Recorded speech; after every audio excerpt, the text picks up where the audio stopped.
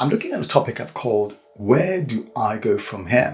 Where do you go from here? Now, in context here, life really can deal us a hand that we're not expecting. There's a portion of scripture I refer to in the Bible, the story of a boy called Joseph. So if you look at Genesis chapter 37 up to 50, it tells us the story of Joseph. When Joseph was a young boy, God showed him that he was good. He showed him a dream. He showed him what his life would look like in the future. And Joseph was super excited about this. He told his brothers. But things just took a downturn for Joseph. He went from being kidnapped, sold into slavery, imprisoned falsely.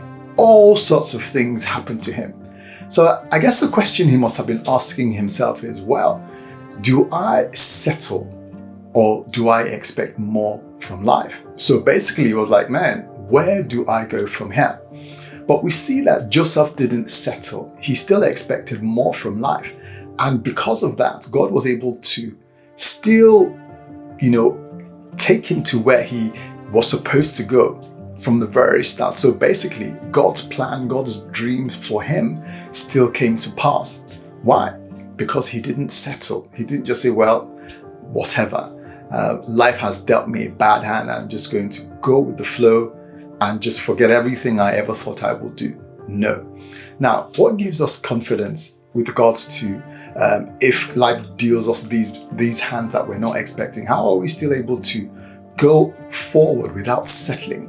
Well, there's a portion of scripture there's a portion of scripture, Romans chapter 8, verse 28. And in that portion of scripture, God says something really interesting.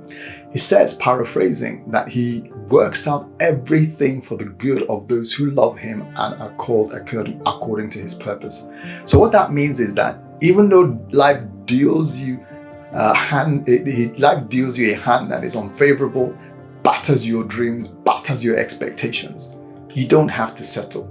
You can still aspire and still go forth to achieve the things that God has ordained for your life. Why? Because Romans chapter 8 verse 28 that I referred to earlier says that God can still work out everything for good, despite the blows and hands that life often dwells and deals us. We don't have to settle. We can expect better things.